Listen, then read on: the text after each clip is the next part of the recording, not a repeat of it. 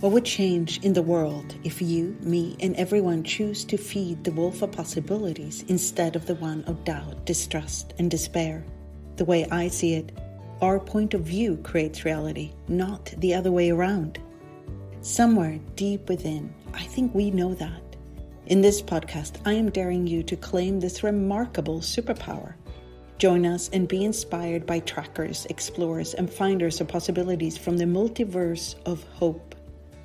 Welcome to the podcast, Feeding the Wolf of Possibilities, with your host, Katarina Eva-Lisa.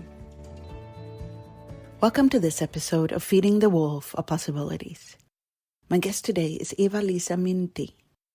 I have known Eva-Lisa for many years and always been fascinated with this wildly different and adventurous life she leads up in the very north of Sweden. She works as a reindeer-herder, a horse whisperer, and as a lawyer, like a true Renaissance person.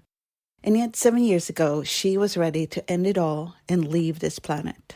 This podcast is about the tool that changed all of that. So welcome, Eva-Lisa. I am so grateful you're willing to come on and talk about this. Thank you, Katarina. I feel honored to be on your show. Thank you. Let's start by talking about what living was like for you back then, like before things changed. What were you feeling and thinking that made you so desperately low and depressed that you wanted to end your life? Yeah, so that had a long backstory. It had been going on since I was 14, actually. 14 is the first time I remember just walking out into traffic thinking, I hope a car hits me. And I really didn't look. And it's been going on since then. It's come and gone. It was very bad, maybe in my early 20s. I actually assigned myself to a mental hospital. I was, traditional therapy. And I was always just looking at them and telling my story. And after the years, I knew I'm just telling this story and it's not going to help because I told that story. It almost felt like I was playing a role in a play. And I've always, things have come quite easy to me. That's what consciousness does, whether you know it or not. And I was, if you looked at me, I was successful. I'm not a shy person. I was, always full on doing things. And I'm a very solution-oriented person and very positive. And then I would just fall through. And when I did, I really, really crashed. And it could come so quickly, this just overwhelm. And then I could be really, really low for long periods of time. And it could also be just a shorter amount of time. I actually almost succeeded once with the medication given to me from hospital to end my life, if not my boyfriend at the time would have found me. So, yeah, that was so weird. And I once sat with a young reindeer herder. We spoke all night, this young, brilliant guy. And we spoke about life and love and, all those unfulfilled, all those, everything is there, but you can't get to. And later on, he took his own life. He shot himself. And I remember thinking, I wouldn't have asked him to stay because you can't ask a person to feel like that and say, oh, hang on, it's only you in your own skin. And I was sad when he left, but I also, my second thought was like, wow, I hope he got the relief, that the relief was there for him. And perhaps if you talk to my husband of 29 years now, he would, I was a completely different person before. At home, you relax when you're at home. I must have been a really difficult person to live with because it was so up and down. And when I was down, I'm too smart, so you can't talk me out of it. You couldn't talk me out of it. And now I understand more why you couldn't talk me out of it. But I didn't at the time. So it felt so hopeless. And nothing really became anything all the way through because I realized that like this was my back door. Mm. that was always open. So closing that I wasn't about to do that. I read something, I think it was on, I don't know, Instagram or Facebook yesterday, somebody who had a conversation with somebody who was suicidal. And that person said that at the time they came to realize that they didn't want to die. They just wanted the life as they had at the time to end. I get that. So this night, you told me about this night when you were about to go to London. You had started to use the Access Consciousness tools, and you were going to go to one of the more advanced classes with Gary Douglas, who is the founder of Access. What happened that night? I wanted to go. Ever since I met Dane, and he spoke about Gary in a Being You class, which was my first bigger class, I was like, I've got to meet that Gary, because he spoke about Gary's sushi chef mode. And that meaning that, you can't bullshit him. He's going to cut through that. I just have to ask something there. So is that part of, you were saying you're too smart and people can't, like when you're low. Yeah. So we were looking for somebody who could actually meet you. Yeah, I was looking for somebody who would, cut through the bullshit. Yeah, cut through my bullshit. So it's like, I gotta go. So we did foundation level 1. It was that at the time. And then I didn't have the money to go really. And my husband was in Denmark actually doing a class on his own. And when he'd done that, he called me from the railway station and he said, book it. The money's in your account, book it and go. And I was so confused. I could hardly book my tickets. I must have read the itinerary like 20 times and I couldn't press buy because I was like, is this the right year?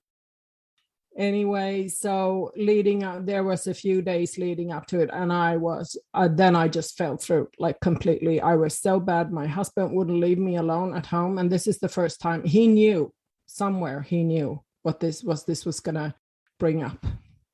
So he took me with him during the day to the reindeer and did stuff, and he sort of watched over me all the time. And then the last night before, he said something. And I used that as an excuse. And it wasn't even anything bad. I remember, we don't have to go into that. And I remember lying in bed and feeling that awful feeling come on.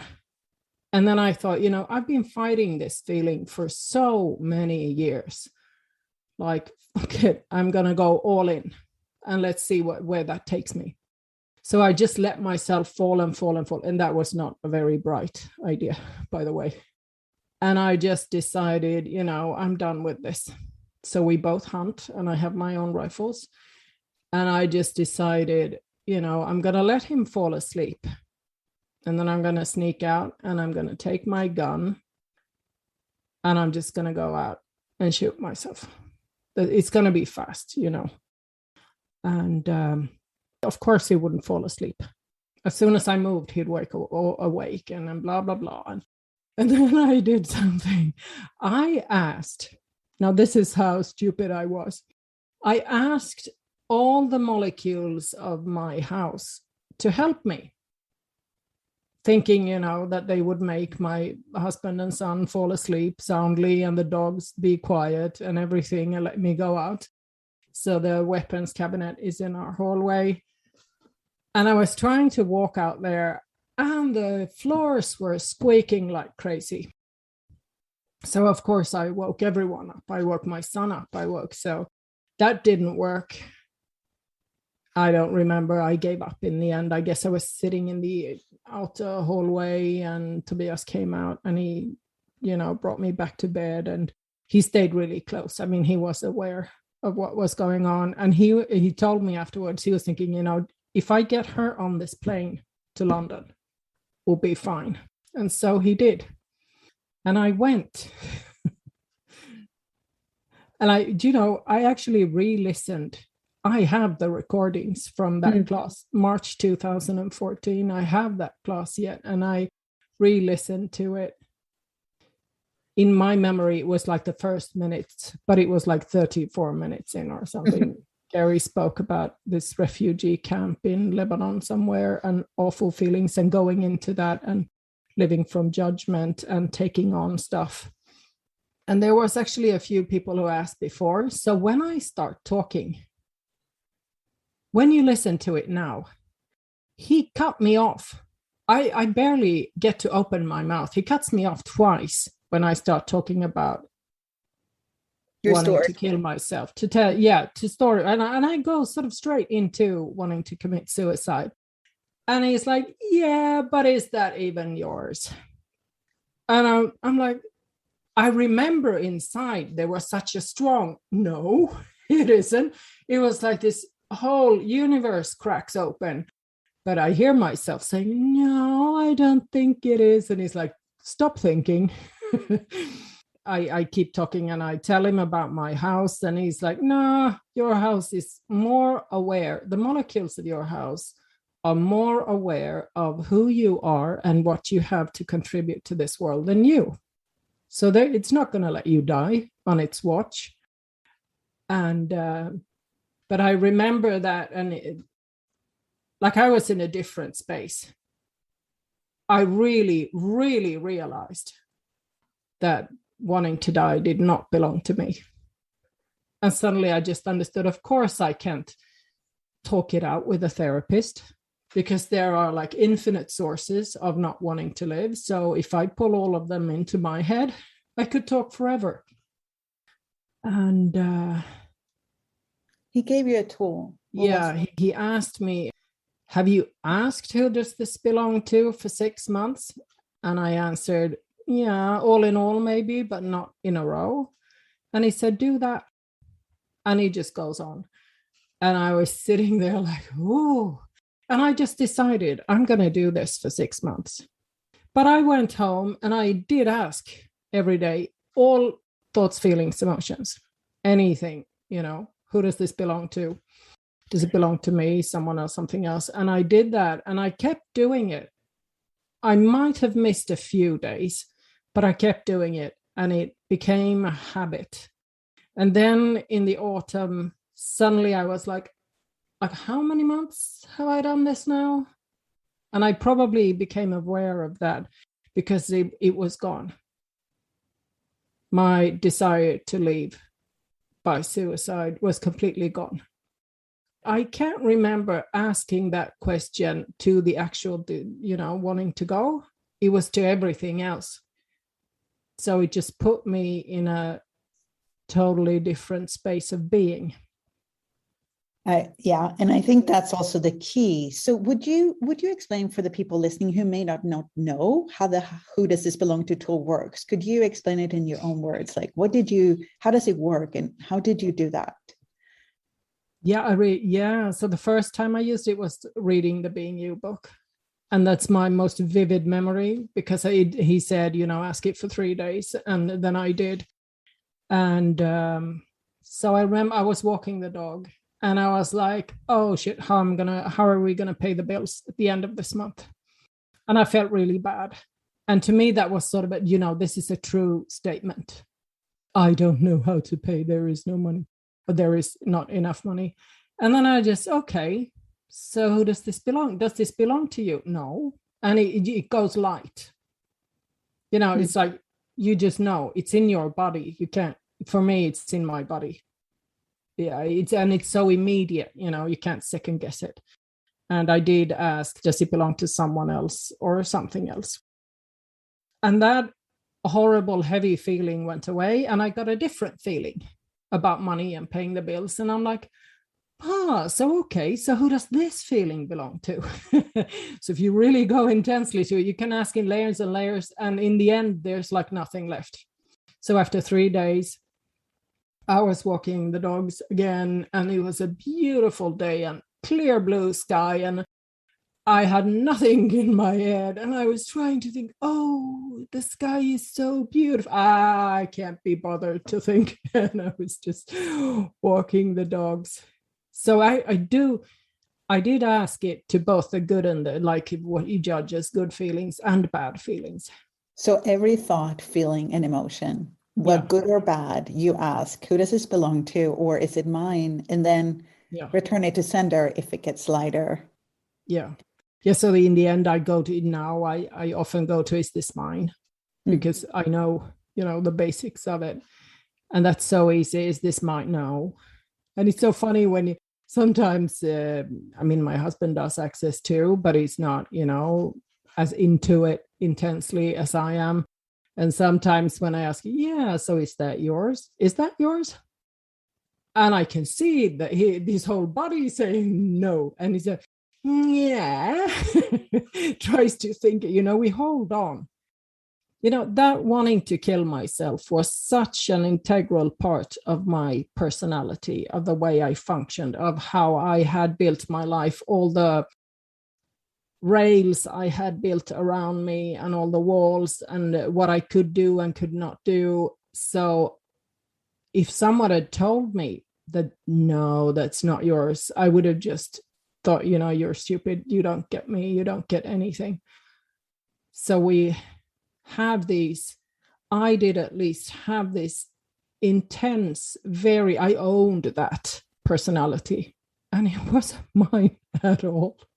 And that is also a bit scary, because who am I then? So who are you finding out that you are now?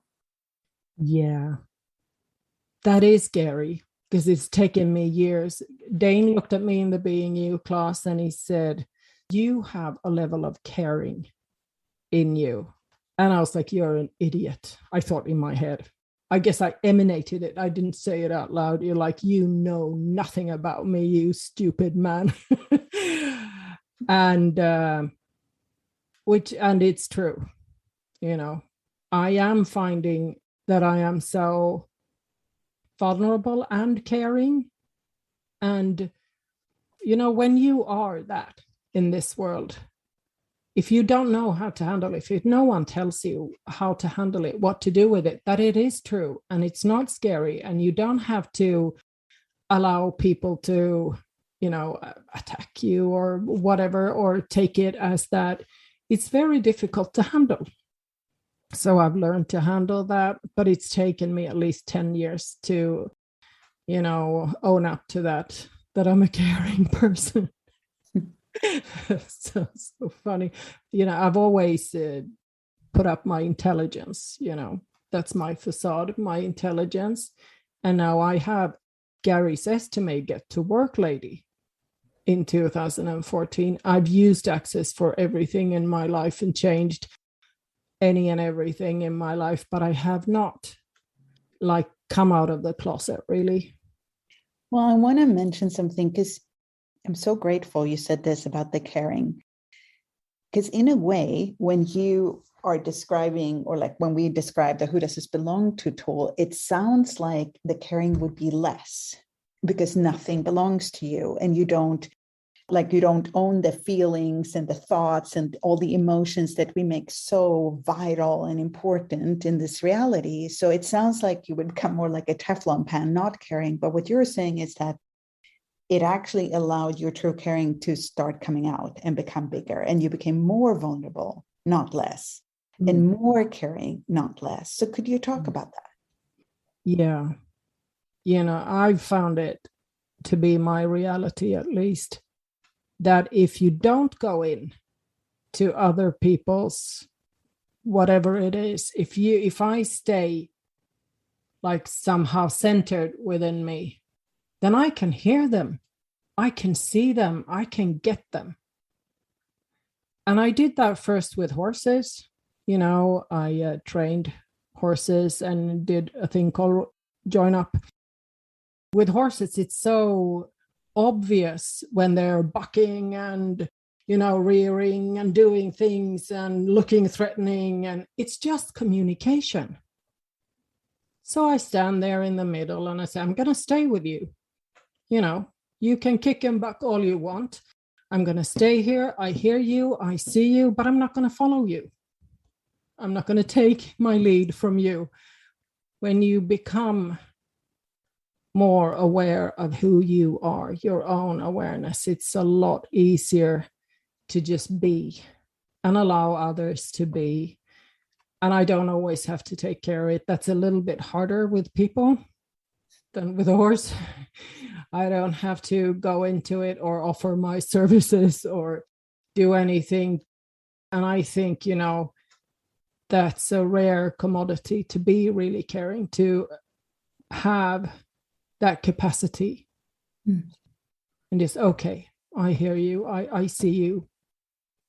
I'm here, You're able to receive them in a different way since it doesn't all become yours. Yeah. And it's so, society to me looks really weird, because this thing about listening to others and caring about others is so, it's not, what do you say, perverted? We had a different word for it, bastardized. We used to say bastardized. Yeah, bastardized, because I am supposed to listen to you, but with all the filters on, That's how it looks to me everywhere. So nobody hears anybody. Because if you're not you can't hear anyone. Like, you're listening with all of these images, personalities that aren't yours. So, and I think with access that it takes a while. And if you look at it from the outside, it looks Teflon and it looks tough and uncaring and quite brutal. And to me, I find it's the absolute opposite. I see, like the last training, the CF training from Puerto Vallarta I was on, the level of caring between people there was just like something I've never seen in my whole life. Like, that's a level, that's something completely different. And I want to contribute to that. I want to be the best I can be. I want to be that in the world and be that to me. Wow, thank you. And I didn't want to interrupt you. And CF, for anybody listening who don't know, that's a certified facilitator within Access. So it's the facilitators all over the world that facilitate classes like Foundation that people can take. I'm so grateful. Thank you so much for this conversation, Eva-Lisa. And I wanted to ask you, and to end, if somebody's listening to this and they want to do what you did, they want to start doing Who Does This Belong To for 6 months, how would you suggest they start, and how do you suggest they remember to do it continuously? If you are listening and you don't know anything about Access, I would actually, say buy Dane's book. Be you. Being you, changing the world. I mean, it's readily available in so many languages, and read it or listen to it. Do that and just follow along and do all the exercises. I think that book is brilliant, and you can use all the apps, reminders and blah, blah, blah, and have it come up on your phone, but you have to decide, basically. You have to choose. This ends now. This changes now, and that's it. If you really want this to change now, just hold our energetic virtual hands, we that have gone through this and are out on the other side, and we're waiting for you here along the way, and on the other side, all of us having your back, and just decide and just do it. It's such an easy tool. I think there must be some tutorial on YouTube with how to use the tool. We'll make sure that we add a link to a whole playlist on YouTube with how to use the tool and where to find the app. And then you can hold, like Eva-Lisa says, the energetic hands of everybody who have used the tool, but also uses the tool all the time. I'm one of them. I use that tool every single day, continuously. Thank you so much for coming on. I'm so grateful. Bye. Bye. Thank you so much for listening to my podcast, Feeding the Wolf of Possibilities. I hope you have more space in your world now.